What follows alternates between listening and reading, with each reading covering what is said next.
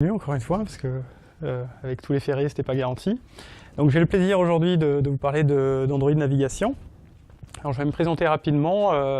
Donc je m'appelle Eric Gebers, je suis ingénieur et docteur en informatique. Dans une ancienne vie, j'étais directeur de la R&D à Cross Knowledge, qui sont encore à Sofia, c'est le leader européen du e-learning. Et je les ai quittés il y a 4 ans pour monter ma boîte, parce que je voulais faire du mobile.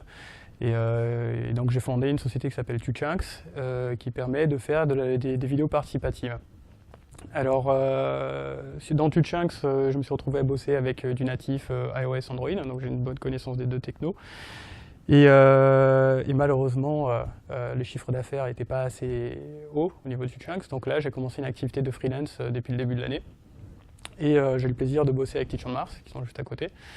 Et avec une start-up à Nice qui s'appelle Stilt, avec qui je bosse sur leur app Android.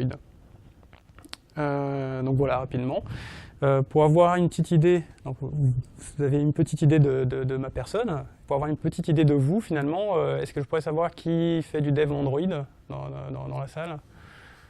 Ah, ils sont pas les plus nombreux quoi, c'est de temps en temps. Ok, et les autres, c'est plutôt iOS ou c'est tout autre chose? iOS? Après, il y a peut-être des porteurs de projets. D'accord. D'accord. Ok. Bon, donc c'est peut-être bien que je vais faire une présentation sans rentrer vraiment dans des sujets très poussés, puisqu'on n'a pas beaucoup de développeurs Android. Ce qu'il faut savoir, c'est qu'aujourd'hui, on est dans une phase où le SDK Android évolue énormément.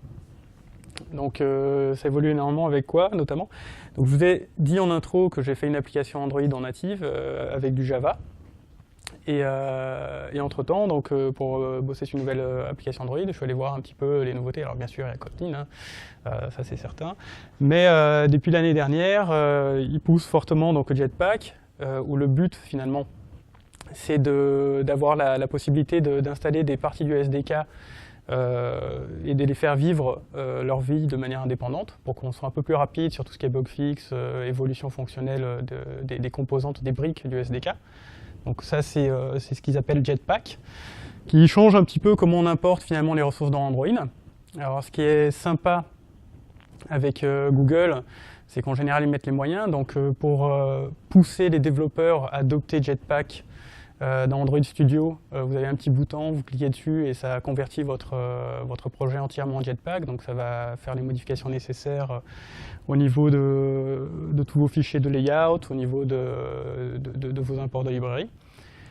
Et donc ils ont vraiment envie de faire migrer la communauté vers des best practices finalement des développeurs.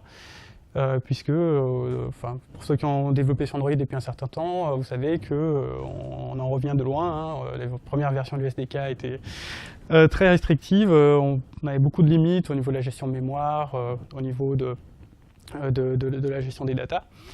Et donc, avec Jetpack, ils sont en train de déployer un ensemble de composants pour remédier à tout cela. Donc aujourd'hui, je vais vous parler de navigation, bien sûr, mais je vous invite, pour ceux qui sont intéressés à Android, d'aller voir Live Data, par exemple. C'est quelque chose qui manquait pour la mise à jour finalement des vues au niveau de vos classes. Quand il y a des données qui sont chargées, ça va vous permettre de déclencher des événements pour le refresh de vos interfaces. ViewModel qui apporte une réponse au problème ancestral d'Android où c'est un peu le bizutage quand vous faites votre première app Android. Si vous donnez à tester à quelqu'un, il va tourner l'écran, ça va tuer votre activité et il y a une chance sur deux que vous n'avez pas bien fait les choses et que ça va juste pas marcher quoi, après la restauration de l'activité. Parce que les datas ne sont pas persistées si vous ne faites pas le boulot qu'il faut derrière. Et donc ils ont introduit ViewModel qui permet d'avoir un modèle de data qui va persister malgré le fait que l'activité soit tuée sur des rotations et dans d'autres scénarios. Et ça va faciliter par exemple le partage, l'échange de données entre des fragments d'une même activité par exemple. Room, ce composant-là va aider sur tout ce qui est gestion de données. C'est une abstraction de SQLite. Et donc on peut penser à Core Data pour ceux qui font du iOS. Et donc plein d'autres composants intéressants, mais ceux-là sont vraiment très intéressants si vous avez déjà la main dans Android et vous voulez voir un petit peu ce qui se fait de nouveau depuis un an et demi. Alors, qui dit évolution dit aussi qu'on est dans une période intéressante. Alors j'ai mis We Live in Interesting Times, en citant un petit peu un auteur que j'aime bien, c'est John Scalzi, c'est de la science-fiction, mais qui dit en général qu'on vit dans des moments intéressants, c'est là où il y a la merde, quoi. On se prend plein de trucs dans la gueule, et c'est pas forcément ce qu'on va souhaiter à nos meilleurs amis, on va leur dire plutôt de vivre des temps calmes et tranquilles. Et donc c'est intéressant pourquoi la navigation, ce que je vous présente aujourd'hui, c'est tout de même assez récent, en version 1.0, donc ça date de mars. Alors vous allez me dire, oui, je suis allé vérifier, en fait il y a déjà la 2.0, c'est quoi les sbroufs En fait 1.0 c'est avec le système classique d'import de librairie dans Gradle, et 2.0 c'est Jetpack. Donc en fait ils ont fait deux releases, 1.0 c'est la dernière release avec l'ancien système, et 2.0 pour ceux qui utilisent Jetpack, ce sera la version à utiliser. Et donc aujourd'hui, ils en sont à l'alpha 2. Donc ça veut dire que en release stable, finalement, on n'a que quelques mois dans la vue, donc c'est très récent. Et je vous ai mis aussi l'exemple des releases de Room, parce que j'ai trouvé ça plutôt intéressant, puisqu'on a la 1.1.1 qui est sortie en mai de l'année dernière. Et en fait, tout de suite après, on est parti sur la 2.0, la 2.0 bêta. Il n'y a pas eu de 2.0. Ils ont enchaîné sur la 2.1 qui est toujours en alpha aujourd'hui. Donc ça veut dire que ça reste des technos. Moi, personnellement, je ne vais pas mettre ça en prod. Je ferai en prod avec la 1.1.1 peut-être. Mais voilà, il faut faire des choix assez stratégiques maintenant si vous lancez sur une app Android, parce que soit vous embrassez les nouvelles technologies tôt et vous réduisez votre dette technique à venir, mais il y a quand même un risque, faites bien attention en version. Moi, mon nouveau projet, j'ai attaqué avec Navigation parce qu'ils étaient en release candidate. Et j'estime que release candidate, c'est quand même suffisant comme niveau de maturité. Alors, je vais prendre mon verre d'eau.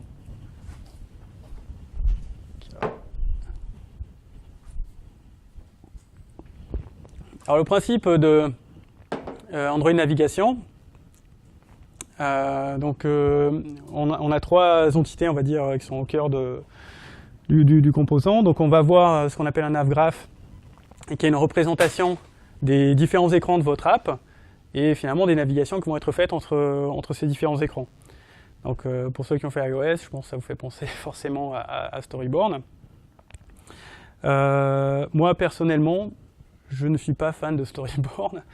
Je ne suis pas fan forcément de ces interfaces. Au niveau du dev iOS, je connais une grande frustration avec le fait de ne pas pouvoir aller dans le XML et faire des modifications. Et je me suis déjà retrouvé à certaines reprises à faire crasher Xcode parce que j'ai fait des modifications dans le XML pour essayer d'aller plus vite. Alors que Apple n'est pas trop favorable à cette approche-là, clairement. Et je trouve que c'est dommage parce que ça ne permet pas d'aller aussi vite qu'on le voudrait dans certains scénarios. Donc là, ce qui est sympa, c'est qu'on va avoir quelque chose qui est un peu comme Storyboard, mais à la sauce Android. Ça veut dire qu'on va avoir une interface graphique quand on commence, quand on jette les premières briques, qu'on est en train de faire nos premières interfaces. Et après, on va pouvoir aller taper dans l'XML directement, faire des modifications, des ajustements, ou voir faire directement sa navigation XML si on estime qu'on va plus vite comme ça. On va avoir ce qu'on appelle un nav controller qui, lui, à proprement parler, va, donc à partir des datas du navgraph, va orchestrer la navigation, va permettre de dérouler les passages d'un écran à l'autre, aussi bien en termes de navigation vers l'avant, vers les nouvelles vues, que lorsqu'on va faire du back, du pop, pour remonter à la home page ou des choses comme ça. Et donc Navhost qui est un conteneur qu'on va placer dans son interface et qui va recevoir finalement, c'est là-dedans que va se passer la navigation. Donc par défaut, on a un Navhost fragment, donc ça permet d'enchaîner des fragments dans notre vue Android. Et donc a priori on peut aussi faire ses propres implémentations pour mettre d'autres choses dans le Navhost. Moi personnellement j'ai bossé qu'avec le Navhost fragment, c'est largement suffisant pour mes besoins. Donc pour la présentation, moi je voulais faire quelque chose je voulais aller dans le code. Alors, comme il y a quelques-uns qui ne sont pas développeurs, ça risque d'être un petit peu hardcore pour vous, je m'en excuse. Donc, je voulais vous montrer très rapidement comment on va avoir tous ces éléments de navigation dans Android Studio. Je sais pas si on peut l'écran, c'est plus simple. Ok, donc là, au niveau de mon projet, ici,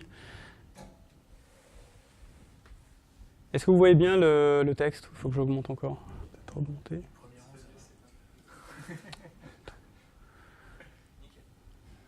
Ok. Donc ici, en fait, pour bosser avec la navigation, du coup, on est obligé de faire les imports qui vont bien. Ce que je vais montrer ici, c'est basé sur un tutoriel que Google a mis à disposition. Je vous invite, pour ceux qui veulent faire de l'Android, vraiment de le faire. Ça ne prend pas beaucoup de temps et ça vous permet de faire le tour un petit peu de la navigation. Alors, je ne vais pas m'amuser à vous dérouler tout le tutoriel, ce n'est pas le but non plus. Donc, je vais juste montrer rapidement où est-ce qu'on retrouve les différents éléments. Et puis après, je vais vous donner un petit exemple de construction de widgets qui utilisent Android Navigation pour faire des choses de manière assez simple finalement en termes de construction d'interface. Donc ici au niveau de mon projet, je pense que ça va être trop petit par contre, au niveau des ressources, je vais trouver ici un nouveau dossier navigation et dans celui-ci je vais avoir il est déjà ouvert, je vais avoir le fameux XML, je vais peut-être faire comme ça pour que ça soit plus grand, qui m'indique la navigation. Excusez-moi. 2 petites secondes. J'ai besoin de mon anti-sèche. Il ne faut pas oublier de vous montrer certaines choses. Donc voilà, c'est ce que je disais tout à l'heure pour les personnes qui sont plutôt pour l'édition en interface graphique. Ça vous facilite la vie. Hein, vous mettez vos différentes interfaces. Donc ici, on peut rajouter des vues qui vont être ce qu'on appelle des destinations. Et les vues ici vont être des fragments. Parce que, comme je disais tout à l'heure, je travaille avec un Avros fragment, donc je vais enchaîner différents fragments à l'écran. Donc pour ceux qui ne font pas du tout Android, fragment, c'est quelque chose qui a été introduit il y a déjà très très longtemps, dans l'idée de faire des interfaces composables. C'est-à-dire qu'on veut avoir des vues où il y a, par exemple, une vue email avec le master, où on a les différents emails en résumé, et puis le détail du mail. Donc si vous bossez avec des fragments, vous pouvez faire une vue pour la partie liste des emails, et puis une vue contenu. Et dans l'idée, c'est de réutiliser après ces mêmes fragments pour recomposer, pour refaire des interfaces, et du coup s'adapter à différentes tailles d'écran. Par exemple, sur une tablette, on va afficher les 2 vues, et sur un smartphone, quand on va rentrer dans un email, on va afficher que le contenu. Donc c'était un peu ça l'idée des fragments. Et je trouve qu'avec Android Navigation, les fragments deviennent vraiment très très intéressants. Donc ici, dans cet exemple, j'ai que 5 écrans. Et donc ici, graphiquement, alors ça va être vraiment trop petit, je crois que je peux quand même augmenter la fonte d'Android Studio aussi. Non, mais c'était celle-ci, je pense. Parce que ça, c'est celle de l'interface. Je mets avant aussi.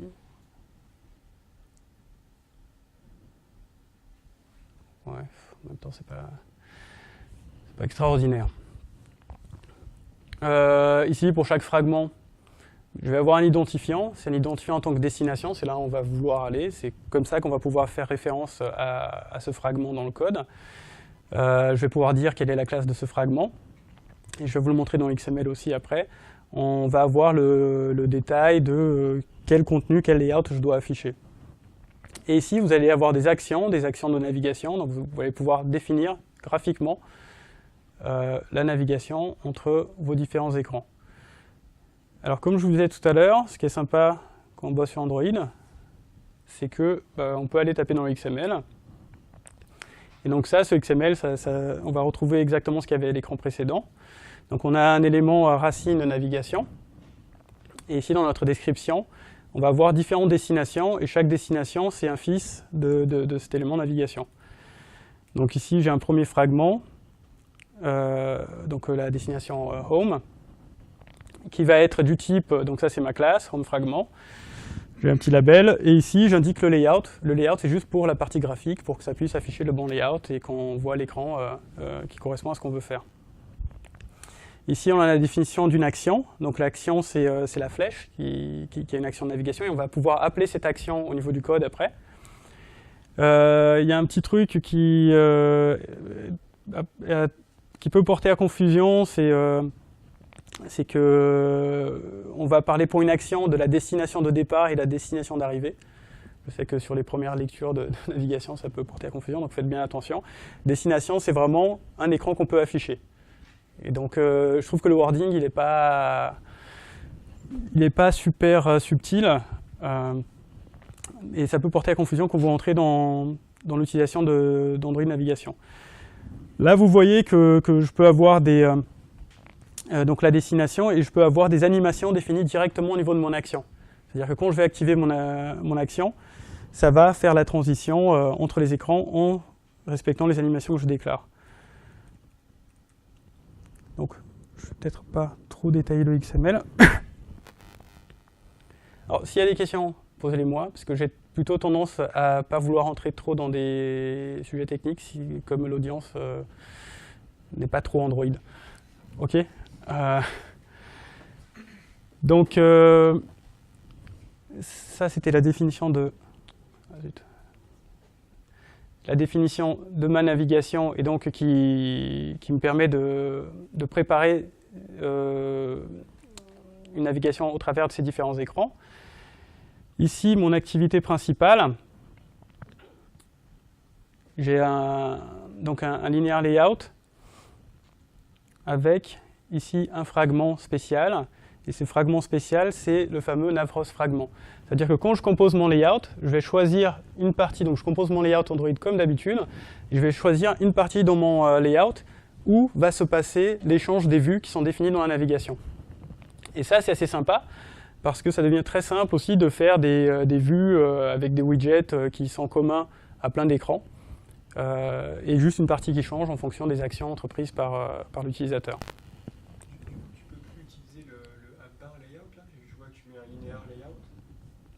Utiliser lequel, tu dis? D'habitude, tu mets, enfin, sous le drawer layout, en général, tu mets un add-bar layout. Là où c'est... Alors, non, ce code, c'est pas moi qui l'ai écrit, celui-ci. Après, j'ai un code que j'ai écrit, donc, mais il n'y a pas de raison spécifique, pas à ma connaissance, quoi. Non. J'ai une question. Tout ce qui est boutons et autres vues sont aussi dans l'XML, ou c'est vraiment juste le flow de la navigation? Alors, ça c'est un XML de layout, donc on va trouver boutons et des choses comme ça. Et c'est juste qu'ils sont dissociés en fait. Il y a un XML pour la navigation et un XML pour les layouts à proprement parler. Et là, c'est le layout finalement qui va englober les autres. C'est celui de ce qu'on appelle l'activité. Donc dans Android, l'activité, enfin ça je pense que je le sais, mais l'activité c'est finalement ce qui est actif à l'écran à un instant donné. Et les fragments, c'est des parties, des composants de l'interface qui vont être changés. Mais l'activité, c'est toujours la même qui est présente à l'écran. Alors, oui, ce côté séparation entre la navigation et le reste du code, ça me fait penser pas mal à React Navigation aussi. Je ne sais pas si vous avez déjà touché à React Navigation. Mais c'est un peu... on va un peu dans cette nouvelle pratique d'avoir quelque part une représentation globale de la navigation. Ou, enfin, globale. Ce qui est sympa aussi avec React Navigation, c'est que, enfin, avec Android Navigation, c'est qu'on peut avoir plusieurs fichiers de navigation XML. Mais du coup, on peut quand même avoir des vues ciblées sur des parties de notre application et voir le flux entre les différentes vues à ce moment-là. Avec Storyboard, on peut faire pareil, non? D'avoir des sous-storyboards. Parce que c'est vrai que j'ai vu des storyboards horribles avec... Parce que c'était pas toujours possible. Ah, c'était pas possible avant, ok. Parce que typiquement, en maintenance, quand on a toute la navigation sur le même graphe, ça devient juste ingérable, je pense. Ah, même comme ça, hein, c'est pas une question d'écran. Hein. Oui, mais enfin, vu les graphes de navigation que j'ai déjà vus, c'est même pas assez. Hein. Je promets, il faut beaucoup zoomer, dézoomer, et du coup la machine RAM, comme c'est pas permis. Ok, donc là j'ai ce qui était important ici surtout, c'est ce Navros fragment. Alors il y a un composant aussi de navigation qui a été introduit, Navigation View, qui permet de faire les boutons bas. Je vais vous le montrer. Je vais lancer ce code aussi.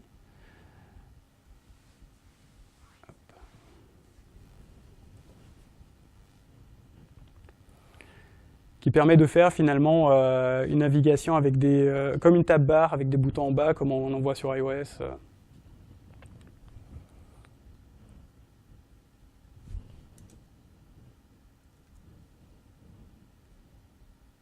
Voilà, ça va être tout petit aussi. Là, il y a Apollo qui... Ouais. J'utilise jamais l'émulateur. C'est où la taille? C'est ça, non? Ouais, c'est ça.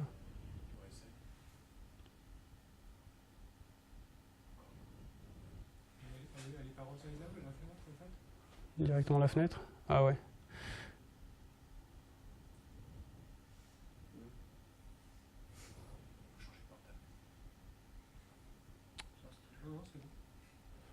Voilà, on y arrive.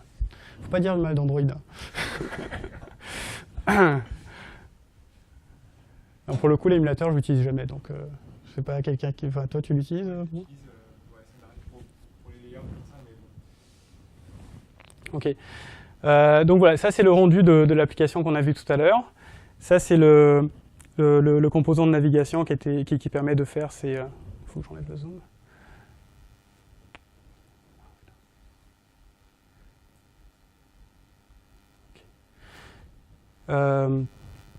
Donc en même temps les vues ne sont pas différentes ici. J'ai un autre exemple où elles seront différentes.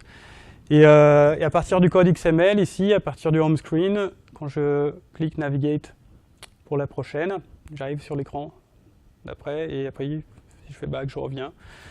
Ça c'est l'application de démo de Google, donc je vous invite à faire leur code lab là-dessus si vous êtes intéressé par la navigation Android.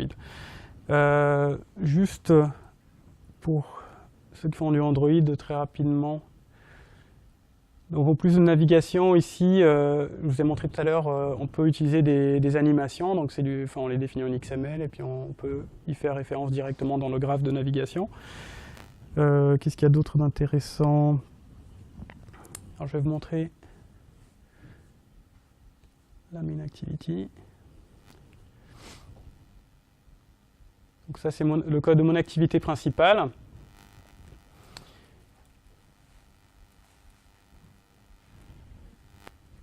Hop. Ah non, en fait c'était sur le... Je voulais vous montrer quelques exemples. Donc à partir du moment où on travaille avec un graphe de navigation, on va vouloir interagir avec celui-ci. On va interagir avec celui-ci à 3 niveaux. Ça peut être soit au niveau de l'activité, soit au niveau des fragments, soit directement quand on récupère une vue pour déclencher une action de navigation. Donc sur ces 3 entités, on a toujours la possibilité, à partir du moment où ils sont présents à l'écran du fait de l'action d'un nav controller dans le cadre d'un navrost, on peut toujours remonter au contrôleur avec des méthodes. Donc on a des méthodes sur les trois classes. Et ici, déclencher du coup des actions de navigation. Ici, on fait une navigation toute simple sur step 1. Donc c'est ce qui s'est passé quand j'ai cliqué sur le bouton. Et ici, je vais juste refaire une petite modification. On va faire la même chose, mais en utilisant les animations qui ont été définies en XML tout à l'heure. Et vous allez voir, ça devient très simple de mettre en place des animations. Donc on peut le faire soit via le code, soit via le XML. Ici, on crée un objet navoption et on définit les différentes navigations pour l'arrivée sur l'écran, la sortie et les actions. Donc quand on dépile la vue de la stack de vue. Donc là, on va essayer de faire comme ça.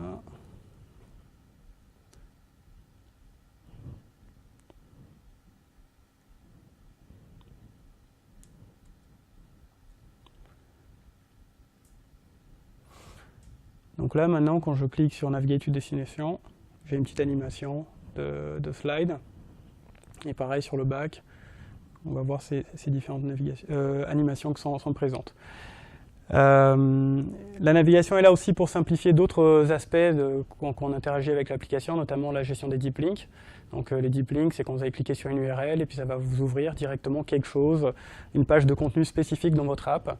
Donc il y a des classes et des builders qui sont là, disponibles pour faciliter la gestion de ce type de scénario. Et il y a aussi un système pour bien gérer tout ce qui est argument aussi, qu'on va lancer des vues mais qui dépendent d'un certain nombre de paramètres. Grâce aux composants navigation, on va pouvoir ajouter une logique de contrôle des arguments qui sont passés à ces vues-là.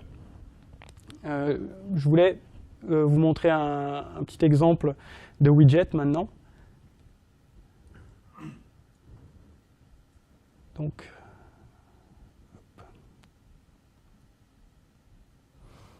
je vais passer sur un autre projet. Alors je pensais le modifier avec vous, après à voir quoi, si c'est trop technique du coup. Donc ici c'est un projet aussi très simple. J'ai juste créé un projet vide en activant Android Navigation. J'ai créé 3 fragments en prenant des fragments standards, donc des écrans standards qui sont proposés par l'IDE, donc par Android Studio. Et donc si je le lance,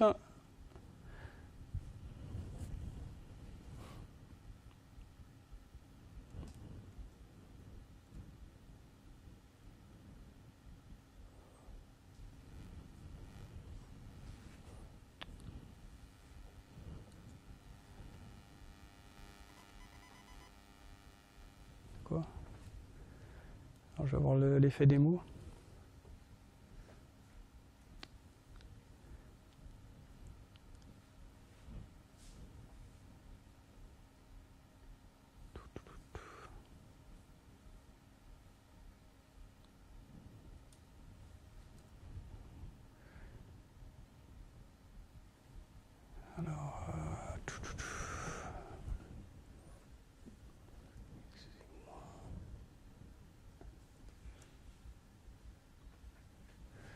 Alors, c'est pas une histoire de verrouillage. Non.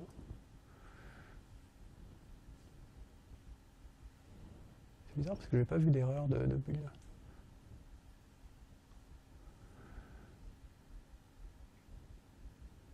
Ok.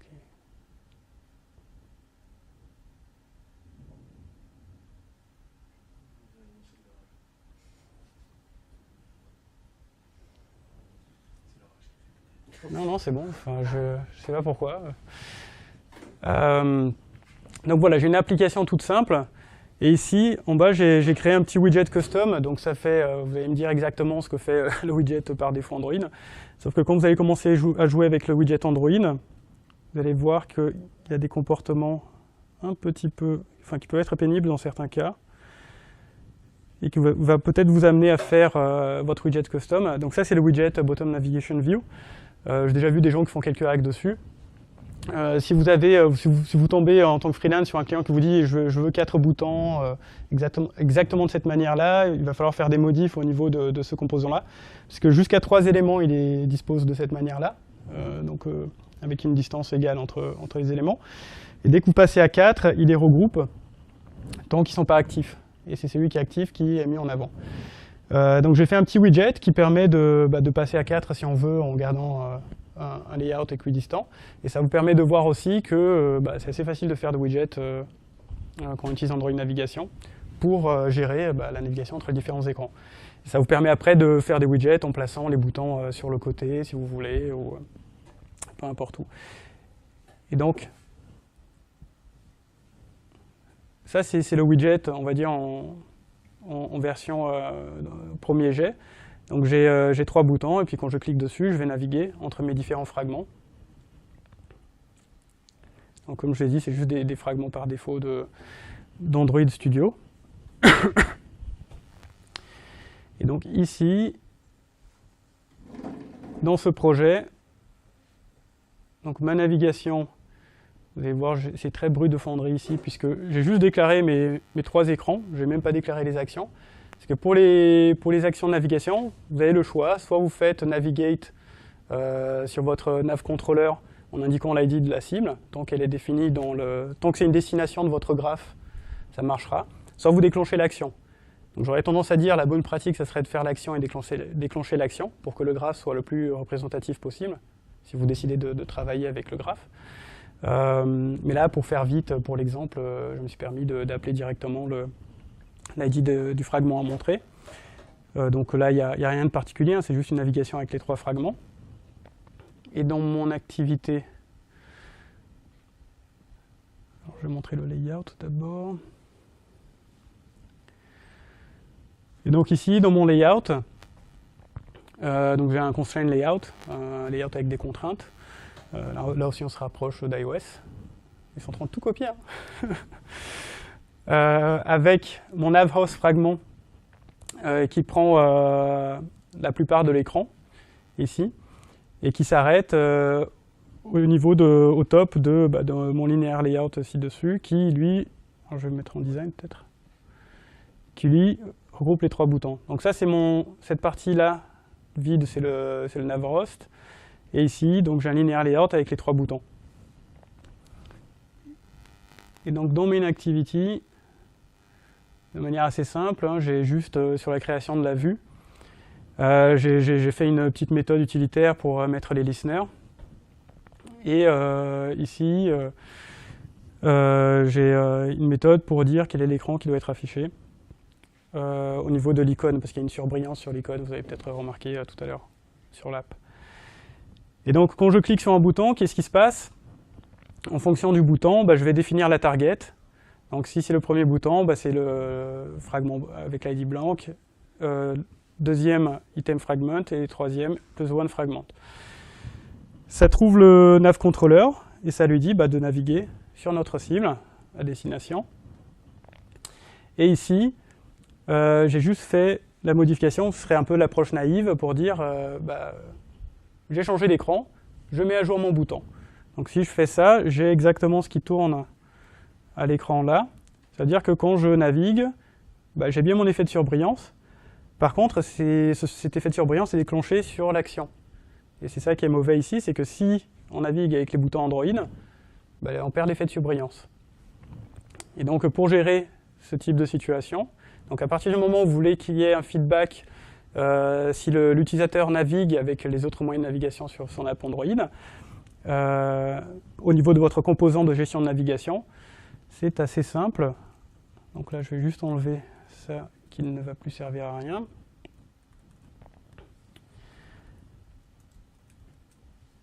Ici, il suffit en fait de mettre un listener sur le nav controller qui va du coup appeler notre code à chaque fois que on change de destination.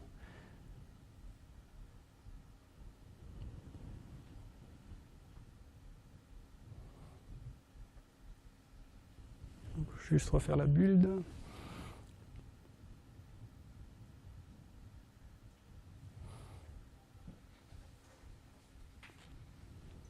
Alors ce que je vais faire, plutôt que de faire toutes les modifications là, je vais partager le code, et comme ça, ceux qui sont plus intéressés, qui veulent vraiment rentrer dans le détail, peuvent après s'amuser avec le widget.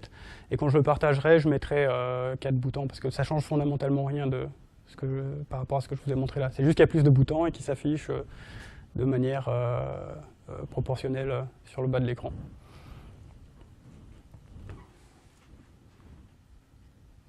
Donc ici, maintenant, j'ai toujours la même chose.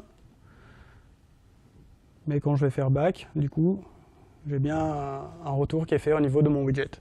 Donc ça devient très très simple de faire des widgets qui peuvent se superposer même au contenu à l'arrière. Donc vous pouvez imaginer des petites boules de navigation sur la gauche. Donc vous pouvez faire plaisir à vos clients et à vos boss.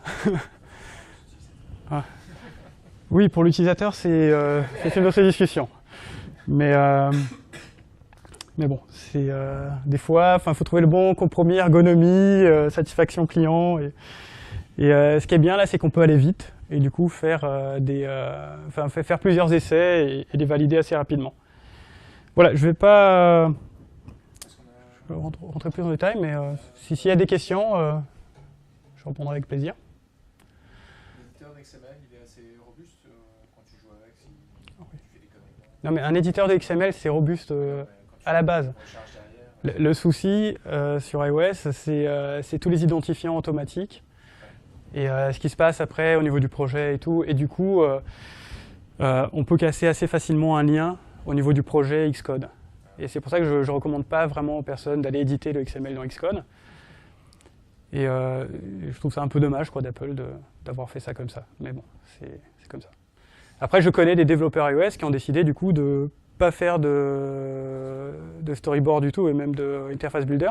Et ils font tout dans du code. Pour cette raison-là, parce qu'ils aiment bien pouvoir manipuler tout très rapidement sans lancer toute l'interface graphique et aller plus vite.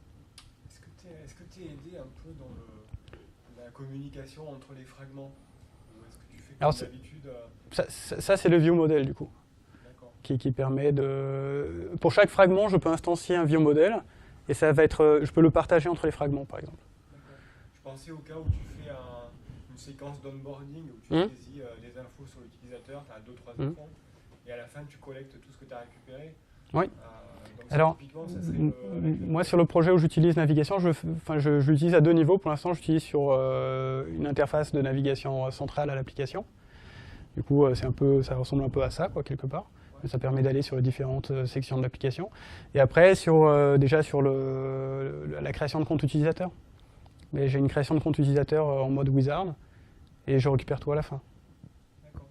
Et j'utilise un view model partagé du coup entre les différents fragments.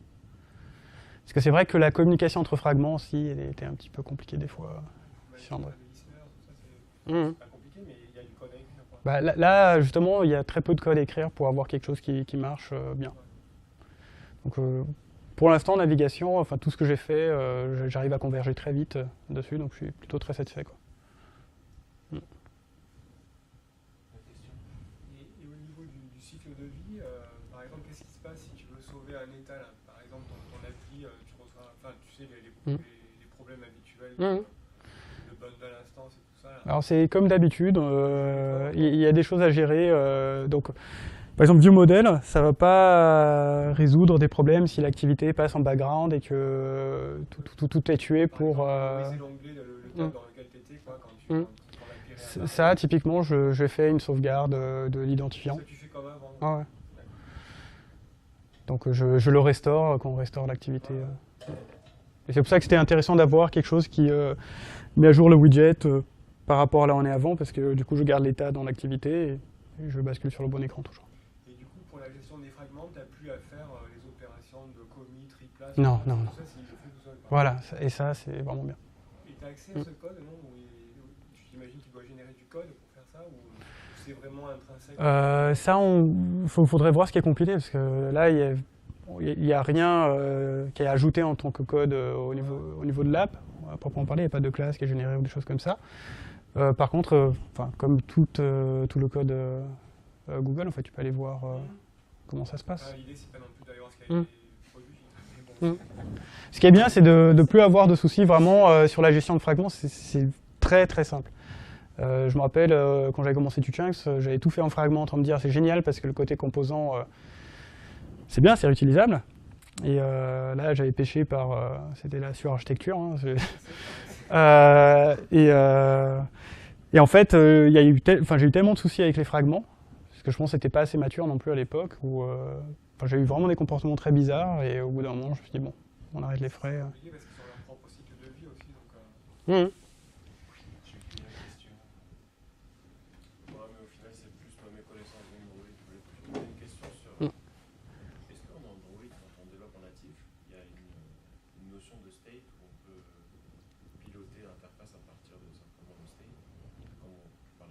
Alors justement, on y arrive à quelque chose comme ça, parce qu'entre Room, ViewModel, Room c'est comme du Core Data, c'est une surcouche de SQLite, et du coup ça permet de gérer aussi un cache et d'avoir une sorte d'état centralisé si on veut. Mais il n'y a pas vraiment d'entité clairement dédiée à ça pour l'instant. Il n'y a pas de state centralisé à proprement parler. Et après, avec le ViewModel, on a de la persistance entre différentes interfaces. Ils ont rajouté des choses qui permettent de modifier uniquement le ViewModel, et avec les live data, ça se répercute sur toutes les interfaces automatiquement. Donc on arrive vers quelque chose comme ça, où on modifie un endroit central, et ça se répercute partout. Mais il n'y a pas d'état centralisé, sacralisé, comme dans... même dans React Native, c'est pas que c'est obligé, c'est que c'est la bonne pratique de le faire comme ça. Ouais, mais c'est juste que c'est obligé par... Enfin, c'est comme ça que ça se fait, quoi. Oui. Non, c'est pas obligé. Ouais. On peut faire n'importe quoi. N'importe quoi. Ça, c'est le côté de Ah. React. Mais non, mais justement, c'est peut-être le piège dans ces frameworks-là. Il faut vraiment suivre les bonnes pratiques parce que sinon, on peut faire vraiment n'importe quoi et on comprend pas forcément pourquoi il y a ces bonnes pratiques au départ en plus. On commence à avoir des librairies. T'as Dagger aussi qui fait ça. Il y a Redux qui existe en natif aussi maintenant. Avec Switch, je sais pas, en Android, il doit y avoir une version RX. J'ai pas regardé. Si ça existe avec Java, probablement. Je sais pas, certain. Moi, j'ai pas touché à ça. Les observables. Observe. Bah, existent. ouais. Manque de spécialistes en Mm. anglais. Dernière question. Merci beaucoup, Eric. Merci. Merci à vous.